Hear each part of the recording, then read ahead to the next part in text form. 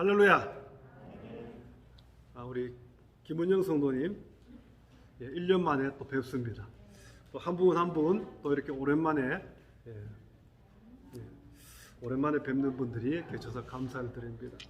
또 다음에는 또 어떤 분이 또 이렇게 한참 또 얼굴 못 뵌 분들이 또 뵐 수 있을까 또 소망하면서 그렇게 기도해 봅니다. 여러분, 한 주 동안의 삶을 돌아보면서 저희는 저희 집 앞에 이렇게 뷰가 되게 좋거든요. 감사하게도. 그래서 뒤에 이렇게 이 창문을 열면은 바로 이렇게 이 작은 연못이 두 개가 딱 펼쳐지고, 그래서 마치 이 한국으로 얘기하면 펜션에 온 느낌을 가집니다. 그래서 한동안 지난주까지만 해도요, 이 구스가 없었는데 이번 주 중에 구스가 제가 얼핏 본 것만 한 50여 마리 정도가 날아왔습니다. 그래서 많을 때는 한 500마리씩 이렇게 있거든요. 집 바로 뒤편에. 그래서 밤에는 새소리 때문에 막 잠을 못 잘 정도로 시끄러운 그런 상황입니다. 근데 아무튼 얼음이 조금씩 연못에 녹기 시작하면서 이제 구스가 날아오는 것을 보면서 우리의 믿음의 모습도, 또 우리의 이 삶의 모습도 이제는 이 겨울이 가고 봄이 오는 것처럼 하나하나 이렇게 회복되리라, 그렇게 생각을 했습니다. 여러분, 영화 좋아하십니까? 제가 몇 번 그런 말씀을 드렸었죠. 저는 이렇게 어릴 때 영화를 많이 봤습니다. 한 20대, 10대 후반, 20대 중반까지요. 요즘은 그렇게 큰 관심은 없는데요. 제가 군대 제대하고 아마 1994년인 것 같아요. 그때 이렇게 본 이 기억인 영화인데요. 이 헐리우드의 명배우인 이 메릴 스트립하고 골디 혼이란 두 여성 배우가 주연을 맡은 영화였습니다. 그래서 조연으로 브루스 윌리스도 나오고 그런 영화였습니다. 혹시 아십니까? 그렇게 유명한 영화는 아니고요. 죽어야 사는 여자, 이런 제목이었습니다. 지금도 이렇게 인터넷 찾아보면은 아마 볼 수 있을 것 같아요. 한 30년쯤 된 영화인데요. 영화의 줄거리를 다 말할 수는 없지만은 간단히 말씀드리면은 이 메릴 스트립과 골디 혼이 어릴 때부터 앙숙이었습니다. 그런데 2차 저차 해가지고 결국에는 이 젊어지는 묘아이라고 하는 이 한 방울 약을 딱 먹으면은 늙지 않고 그냥 평생 젊음을 유지하는 그런 약을 먹게 됩니다. 그래서 죽지 않는 영생을 얻게 되는데요. 그로부터 37년이 흘렀을 때 정작 그것이 아닌 이 영생이라고 하는 것이 축복이 아닌 저주라는 사실을 비로소 깨닫게 되고요. 영생의 진정한 의미를 발견한다. 그런 내용입니다. 그래서 영화의 제목이 역설적이게도 죽어야 사는 여자. 살기 위해서는 진짜 죽어야 된다는 것이죠. 진짜 영원한 생명은 그저 육신을 그냥 어떻게든 유지하는 게 그게 아니라 비로소 죽을 때 그 영혼이 사는 것이 바로 영생이라는 것이죠. 저는 우리 믿음 또한 이 영화의 내용과 좀 많이 비슷한 점이 있다고 생각합니다. 우리가 진정한 믿음의 삶을 살기 위해서는요, 또 나의 인간적인 자아가 죽어야 되지 않습니까? 날마다 죄를 향해 달려가려고 하는 그러한 내 안에 어떤 이 못된 죄의 습성들 있죠. 이런 게 죽어야 됩니다. 또 세상의 성공만을 위해서 달려가는 그런 나의 욕망 또한 죽어야 된다는 것이죠. 우리가 믿음으로 살았는데 그 삶의 결과물이 성공이었더라, 그건 대쪽해요. 근데 목적이 믿음으로 사는 게 아니라 성공을 향해 달려간다면은 그것은 글쎄 우리 믿음의 사람으로서의 삶의 태도는 아니라고 생각합니다. 여러분, 인간의 몸을 입고 오신 예수님이 바로 이러한 이 삶을 사신 롤모델이지 않습니까? 죄 가운데 빠져 허우적거리고 있는 우리 인생이 비로소 구원받을 수 있게 된 것은요, 바로 예수님이 무엇을 버리셨습니까? 하늘 보좌를 버리셨죠. 굳이 안 죽어도 되는데 굳이 십자가에서 이 모든 고초를 당하시고 우리를 위해 죽으셨지 않습니까?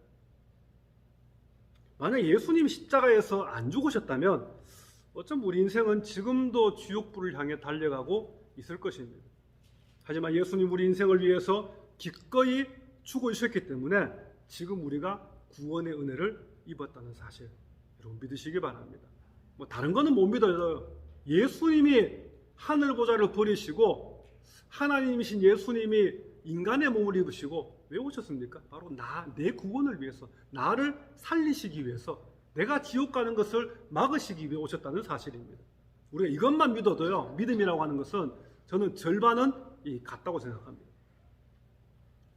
믿음은요, 반드시 이 죽음이라고 하는 터널을 통과해야지만 비로소 주어지는 은혜라는 것입니다. 영생도 마찬가지입니다. 죽음이라는 터널을 통과해야지만 비로소 주어지는 것이 바로 진정한 구원, 영생이라는 것이죠.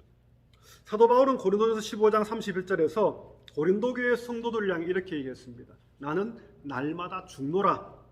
여러분, 이 말씀은요, 이 두 가지 의미가 있습니다.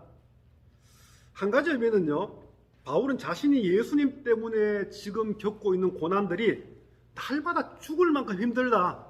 내가 예수 안 믿었으면, 예수님의 제자가 안 되었으면, 이 복음 전도자가 안 되었으면 이런 생고생 안 해도 될 텐데 너무너무 힘들다.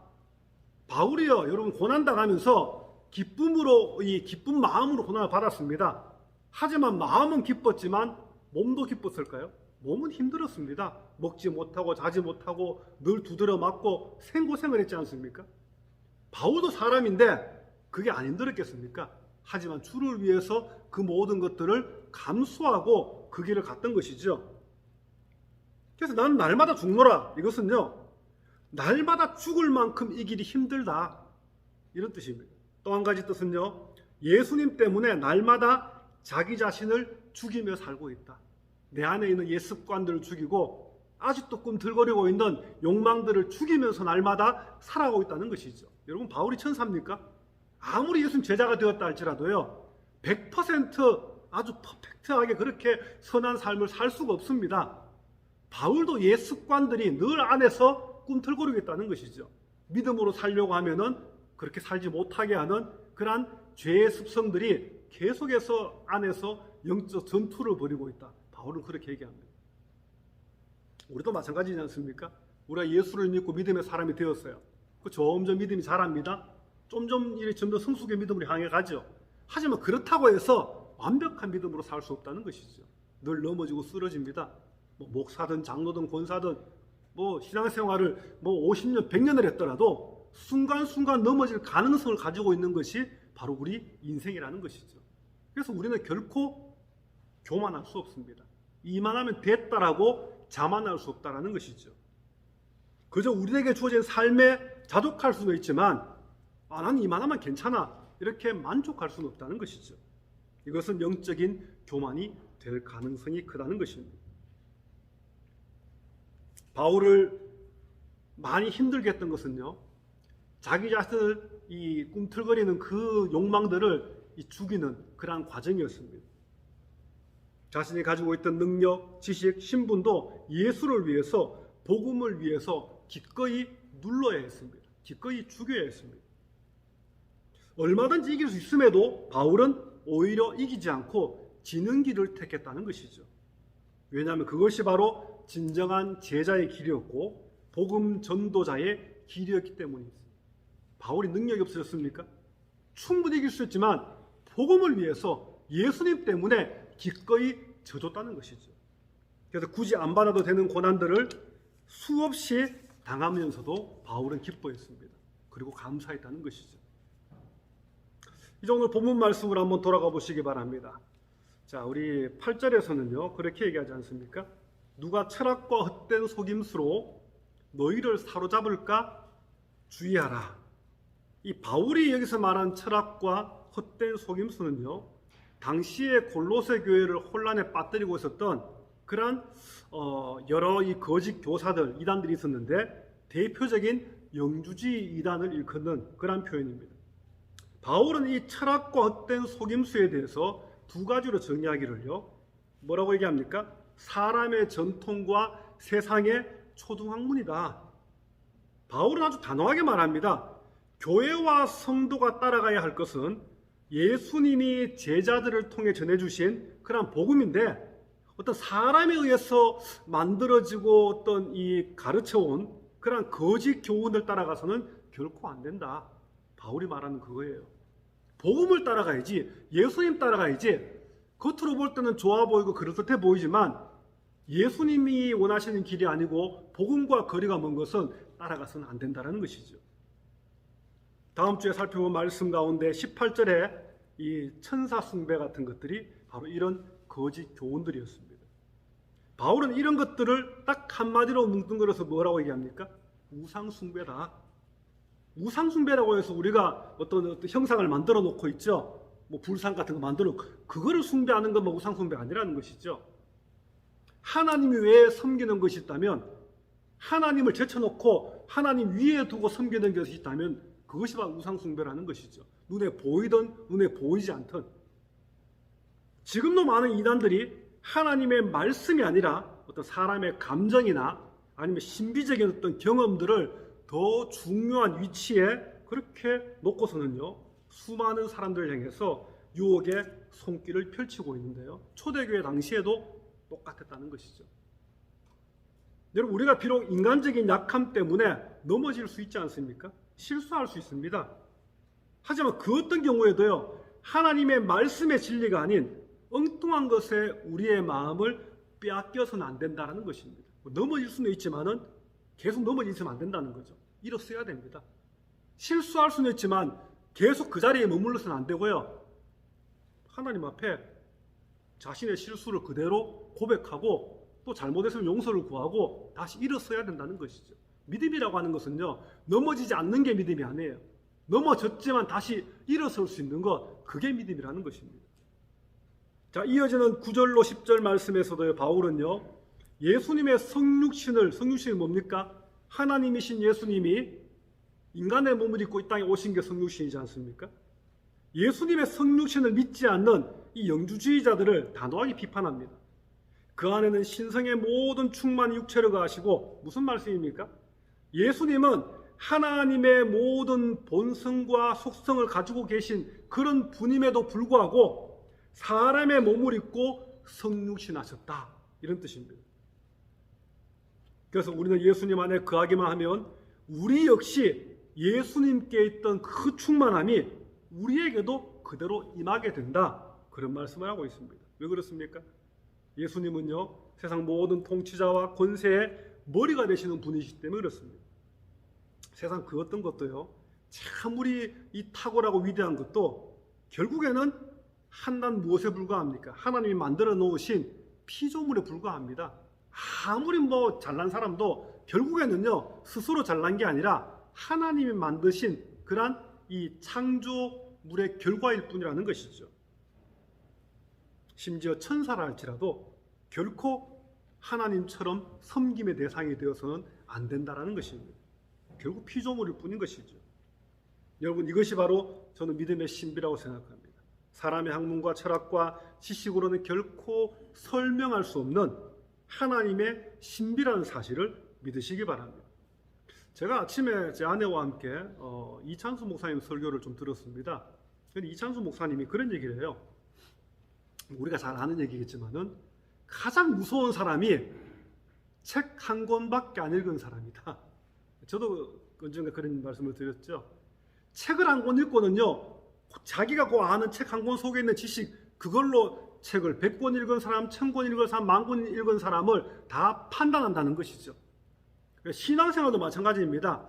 성경을 한도 한 사람이 한 100도 간 사람을 막 판단하는 경우 있습니다. 겨우 한도 간 사람이요. 왜냐하면 나는 한도 개수니까. 그래서 이 이찬수 목사가 그런 이 비유를 들어요. 자, 의사들 가운데 어떤 의사가 탁월한 의사냐? 뭐 제 말이 아니고 이건 이찬수 목사님이 하신 말씀이에요. 오늘 아침에. 어떤 이 의사가 제일 탁월한 의사냐? 나는 뭐든 치료할 수 있다. 그건 탁월한 것은커녕 영 실력 없는 의사라는 거죠. 진짜 실력 있는 의사는 나는 내가 고칠 수 있는 것보다 고칠 수 없는 것이 훨씬 많다라는 것을 인정하는 의사. 그 의사가 제일 실력 있는 의사고 제일 탁월한 의사라는 거죠. 그래서 많은 의사들이 자기가 모르면 어떻습니까? 나보다 더 잘하는 병원이나 의사에 가보십시오 해야 되는데 그러지 않는다는 거죠. 모르면서도 그냥 대충 얼버무려가지고 자기 마음대로 그냥 판단해버리고 그럴 것이다라고 단정해버린다는 겁니다. 그래서 병을 더 키우기도 하고 또 때로는 의료사고 나기도 한다는 것이죠. 믿음도 마찬가지입니다. 정말 믿음의 깊이가 깊고 믿음의 일륜이 있고 하나님께서 기뻐하신 믿음의 사람은요, 자기를 드러내지 않습니다. 바로 하나님을 드러낸다는 것이죠. 우리는요, 예수님 안에 거하기만 하면 그 예수님께 있던 충만이 우리에게도 임하게 된다는 사실을 인정하고 믿을 때, 그때 바로 믿음이 출발한다는 것입니다. 이것은 바로 믿음의 신비라고 할 수 있습니다. 세상 그 어떤 것들로 설명할 수 없는 그런 믿음의 신비. 이것은 하나님이 우리에게 주신 은혜의 선물이기도 합니다. 우리 계속해서 11절 말씀부터 보시면은요, 이 할례에 대해서 또 세례에 대해 그런 말씀을 하고 있습니다. 바울은 특히 하나님과 어떤 하나님의 백성 간에 맺은 언약을 뜻하는 육적인 할례가 아니라 영적인 할례에 대해서 말씀하고 있습니다. 구약시대 때는 너는 내 백성이야, 내 자녀야 하는 의미가 뭡니까? 할례를 행했지 않습니까? 할례를 통해서 너는 내 백성이야, 내 백성 되려면 반드시 할례를 해야 돼. 그래서 하나님의 자녀라는, 하나님의 백성이라는 하나의 어떤 이 표시로서 그렇게 할례를 행했지 않습니까? 이건 육적인 할례를 의미합니다. 그런데 이 바울은요, 영적 할례에 대해서 말합니다. 영적 할례를 가리켜서 육적 몸을 벗는 것이요 그리스도의 할례라, 그렇게 말하죠. 이 영적 할례는 다른 표현으로 바로 세례를 의미하기도 합니다. 우리가 예수를 믿기 전에 내가 가지고 있었던 그 죄악된 옛 본성과 옛 사람의 모습을 벗어버리고 이제부터는 하나님의 자녀로 살겠습니다. 하나님의 백성으로 살겠습니다. 믿음의 성도로 살겠습니다. 그러면서 믿음을 고백하지 않습니까? 그러면서 예식을 하죠. 세리모니 합니다. 그게 바로 세례라는 것이죠. 근데 바울은 이 세례를 가리켜서 그리스도의 할례다, 그렇게 표현하고 있습니다. 이 그리스도의 할례가 의미하는 것은요, 바로 예수님의 십자가의 죽으심과 부활을 말합니다. 다시 말하면 예수님의 이 죽으심과 부활이 바로 그리스도의 할례요, 영적 할례요, 바로 세례라는 것이죠. 지금보다 한 세대 전에 비해서요, 이 세례의 의미가 좀 많이 가벼워진 것 같습니다. 여러분 어떻게 생각하십니까? 제가 이 세례 받을 때는요, 세례 받는 게 막 시험 치고요, 막 몇 달 동안 공부하게 해가지고 시험 치고 거기다가 또 신앙 고백도 몇 번씩 이렇게 거듭해서 받았습니다. 그래서 이게 부족하다 싶으면은요, 빠꾸 다시 공부해와, 다시 좀 더 기도하고 와, 뭐 이랬습니다. 그래서 세례 받으려면 몇 달 동안 준비해야 됐었어요. 자격이 안 되면은 뭐 그 다음에도 못 받을 수도 있고, 어떤 경우는 몇 년 뒤까지 계속 그냥 안 돼가지고 막 시험 치듯이, 그래서 세례 받았습니다. 근데 점점 시대가 이렇게 가면서요, 세례 받는 게 너무 쉬워졌지 않습니까? 저도 뭐 한국에 있을 때 부목사 때 그런 걸 많이 해봤습니다만은, 여러분 진중 세례, 군인들 단체로 모아놓고 세례 주는 거, 여러분 TV에 보셨을 겁니다. 한 번에 막 논산훈련소 같은 경우는 한 번에 막 2,500명씩 한꺼번에 세례 주는 거죠. 그때는 잘 몰랐습니다. 근데 제가 이제 좀 목회를 오래 하다 보니까 그게 무슨 큰 의미가 있는가? 그 중에 태반은요, 그냥 쪼꼬파이 받기 위해서 오고요, 그냥 일하기 싫어가지고 그냥 오기도 하고, 또 어떤 경우는 세례를 2번, 3번 받기도 하고, 하여튼 가만히 생각해 보면요, 야, 그게 무슨 큰 세례 의미가 있는가? 물론 그 중에서도 정말 제가 세례를 줘보니까요, 군인들한테 정말 눈물을 흘리면서 신앙 고백을 하면서 그렇게 진지하게 임하는 군인들도 있었습니다. 하지만 소수였습니다. 그래서 과거에 비해서 한 20, 30년 전에 비해서 세례가 많이 이렇게 아주 가벼워진 것 같아요. 그래서 목사로서 참 안타까운 마음이 듭니다. 여러분, 세례는요, 영적 할례지 않습니까? 이제 하나님의 자녀가 되었고 앞으로 하나님의 자녀로서의 삶을 살겠습니다라는 믿음의 고백이 바로 세례입니다. 그런데 세례를 받았지만 뭐 그렇게 살지 못한 경우가 많지 않습니까? 군인들 같은 경우 세례 받고 난 뒤에 바로 그 다음 주부터 교회도 안 나가요. 한 1년쯤 있다가 또 다음에 세례한다 그러면 또 세례 받으러 가기도 하고, 뭐 그런 군인도 봤습니다. 여러분, 가끔 이런 분들이 있습니다. 성도들 가운데 세례를 받아야지 교회 멤버십에 들어간다라고 생각합니다. 물론 틀린 말은 아니죠. 세례를 받아야지만 또 투표도 할 수 있고, 또 어떤 이 모임에도 갈 수 있고, 회의에도 갈 수 있고, 공식적인 어떤 그걸 얘기합니다. 세례를 마치 교회 멤버십에 들어가는 하나의 과정쯤으로 아주 가볍게 생각해서는 결코 안 된다는 것입니다. 여러분, 세례가 무엇입니까? 간단히 말씀드리면요, 죽었다가 다시 살아나는 거, 그게 바로 세례지 않습니까? 근데 세례를 받긴 했는데 예수님이 계셔야 될 그 자리에 예수님이 안 있고 여전히 내가 앉아 있다고 한다면 그 사람은 그저 세례라고 하는 그냥 예식의 이 세리머니에 참석했을 뿐이라는 것이죠. 결코 진정한 세례교인이 되었다고 말할 수가 없습니다. 세례는 받았지만 형식적인 세례만 받았지 진정한 성령 세례는 받지 못했다는 것입니다. 바울은 예수님의 사도가 되었지만 그럼에도 불구하고 늘 자기 안에서 두 마음이 싸우고 있다, 그렇게 고백했습니다. 예수 믿기 전에, 예수님 만나기 전에 그 자아와 예수 믿고 사도가 된 지금의 자아가 끊임없이 갈등하고 있었다, 바울은 그렇게 얘기합니다. 우리는 어떻습니까? 아무리 믿음 좋은 성도도요, 항상 믿음이 좋을 수는 없지 않습니까? 우리가 아주 인품이 좋으신 분들이 있습니다. 저분은 참 너무 인격적이야, 항상 그렇습니까? 아니죠. 그분도 화날 때 있습니다. 그분도 막 이렇게 막 의분이 올라올 때 있다는 것이죠. 아무리 믿음 좋은 성도도 항상 그럴 수는 없다는 것이죠. 늘 성령 충만, 늘 은혜 충만, 그게 하나의 로망이고 호프기도 하지만 그럴 수는 없다는 것이죠. 은혜가 충만할 때도 있지만 은혜가 안 충만할 때도 있지 않습니까? 믿음이 그냥 쫙 올라갈 때도 있지만은 나도 모르는 사이 믿음이 쫙 내려갈 때도 있다는 것이죠. 그래서 우리는 순간순간 영적 갈등을 하지 않습니까?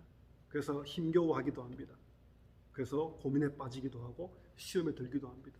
내가 과거에는 안 그랬는데 그래도 믿음으로 살았는데 왜 지금은 내 믿음이 이것밖에 안 될까? 그렇게 고민하고 때로는 그것 때문에 시험에 빠져들기도 하죠.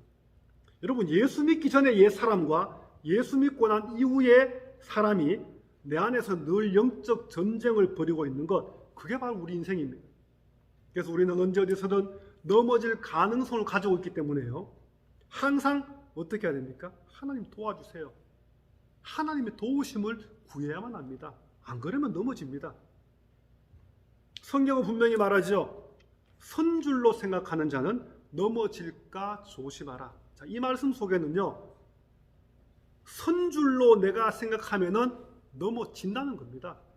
그냥 조심하라가 아니라 결국 넘어진다는 거죠. 그러면 선줄로 생각하지 말라는 것이죠. 나는 늘 넘어질 수밖에 없는 존재라고 그렇게 생각하고 하나님 앞에 도우심을 구해라는 말입니다. 여러분, 절대 방심해서는 안 되는 것이 바로 우리 신앙생활이라고 생각합니다. 아무리 은혜를 많이 받았어도요, 아무리 지금 내가 성령 충만한 삶을 살고 있어도 항상 말씀의 거울을 바라보면서 영적 긴장을 늦추지 마시기 바랍니다.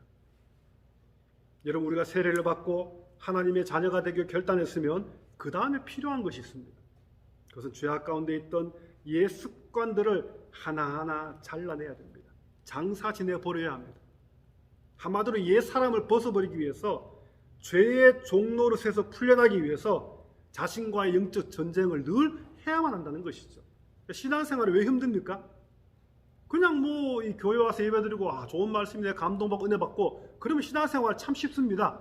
근데 신앙생활 제대로 하려고 하면은 늘 갈등이 생깁니다. 내 안에 영적 전쟁이 있다는 것이죠. 그래서 신앙생활이 어렵다는 것입니다. 신앙생활은요, 어떻게 보면 참 쉬운데 어떻게 보면 참 어렵습니다. 물론 사람마다 케이스 바이 케이스겠지만요.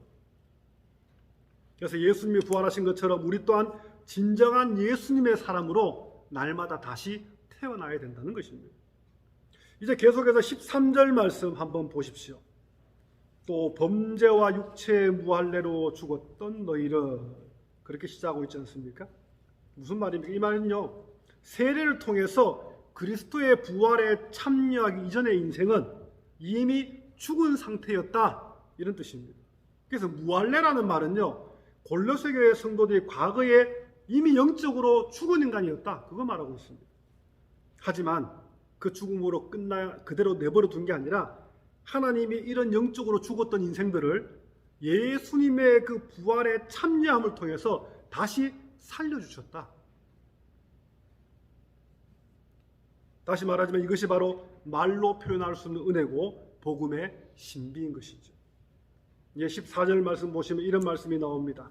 우리를 거스르고 불리하게 하는 법조문으로 쓴 증서를 지우시고 제하여 버리사 십자가에 못 박으시고, 이 바울이 말하는 법조문으로 쓴 증서라고 하는 것은요, 바로 율법을 의미합니다. 율법이 뭐 이렇게 장점도 있지만 단점도 있습니다. 좋은 점도 있지만 좋지 않은 점도 같이 가지고 있지 않습니까? 그런데 율법의 역할이 있습니다. 타락한 인간의 죄를 지적하고 고발하고, 이 타락한 인간이 죄를 지었을 때 반드시 대가를 치르게 하는 것, 그게 율법의 역할입니다. 여러분, 2010년도에 저는 한 번도 보지는 못했는데요, 아주 인기 있었던 한국 드라마가 있었습니다. 보신 분 많이 계실 것 같은데요, 이 장혁이 주인공으로 나오는, 제가 대충 스토리는 뭐 이렇게 인터넷 들어봤는데요, 보지는 못했는데 추노라는 드라마였습니다. 보신 분 있습니까? 네, 고개 끄덕거리시는 분들이 몇 분 계신데, 추노라는 드라마였습니다. 말 그대로 노비를 쫓는 거죠. 어떤 노비입니까? 주인으로부터 도망친 노비를 쫓는 이 노비 사냥꾼들입니다. 도망친 노비를 쫓아서 잡아가지고 원래 주인에게 갖다 주면은 이제 돈을 받는 그런 짭을 가진 사람. 조선시대 이 도망친 노비를 잡는 이 노비 사냥꾼에 대한 이야기죠. 쉽게 말하면 이 추노꾼이라 그랬는데, 이들이 도망친 노비를 잡아오게 되면요, 가만두지 않습니다. 주인이. 왜냐하면 노비는 재산이지 않습니까? 노비라는 것은, 노는 이 남자 종이고요, 비는 여자 종입니다. 그래서 합쳐가지고 노비 이렇게 불렀거든요. 그래서 도망친 노비를 잡았는데 남자 노비 이 종이었으면은 이 왼쪽 뺨에다가 한문으로 노자를 이렇게 인두로 이렇게 만든 걸 지집니다. 낙인을 찍는다 그러죠. 여자 종이면은 오른쪽 뺨에다가 한문으로 빗자를 써가지고 이렇게 쫙 찍습니다. 그럼 평생 그게 지워집니까? 요즘이야 뭐 성형수술해서라도 어떻게 흔적 없앤다 그러지만, 옛날에는 평생 그냥 얼굴을 못 들고 다니죠. 얼굴만 들면 저 도망친 노비였구나, 누가 보더라도 당한다는 것이죠. 그래서 많은 사람들이 나중에 자살하기도 하고, 또 뭐 이렇게 산속에 들어가서 뭐 산적이 되기도 하고 그랬다는 얘기를 들었습니다. 얼굴에 낙인이 찍힌 사람은요, 일평생 내가 도망쳐 나갔다 온 노비라고 하는 수치스러운 삶을 살아야 됐습니다. 자존감 제로겠죠. 한마디로 일평생 목숨은 붙어있지만 비참한 삶을 살 수밖에 없었습니다. 그런데 여러분, 율법의 역할이 바로 그런 역할을 했다는 것이죠. 근데 하나님은 인간의 죄를 고발하고 괴롭히는 이 율법을 폐지시켜버렸다는 것이죠. 예수 그리스도께서 십자가에 못 박히심을 통해서 율법 또한 함께 십자가에 못 박혔다는 것입니다. 그래서 십자가는 곧 율법의 완전한 폐지를 의미하는 것입니다. 바울이 말하는 것은요, 아무리 죄 가운데 있던 사람도 그리스도 안에 있기만 하면, 바로 예수님 안에 들어오기만 하면 더 이상 율법 아래 있지도 않고 율법의 제약이나 율법의 어떤 고발에도 전혀 제한받지 않는다는 사실을 가르쳐주고 있습니다. 이제 마지막 15절 말씀 우리 한번 다 같이 읽어봅시다. 15절입니다. 통치자들과 권세들을 무력화하여 드러내어 구경거리로 삼으시고 십자가로 그들을 이기셨느니라. 자, 무슨 말입니까? 이 통치자들과 권세자들, 두 가지 의미가 있는데요. 하나는 악한 권세 대명사인 곧 사단의 권세를 의미합니다. 마귀의 권세. 또 다른 한 가지 의미는요, 하나님을 인정하지 않는 세상의 통치자들과 권력자들을 의미합니다. 예수 믿으려고 핍박하고 뭐 교회를 뭐 이렇게 불태우기도 하고 있죠. 그래서 이런 악한 세력을 쳐서 완전히 무장 해제시켜 버렸다, 그 말씀입니다.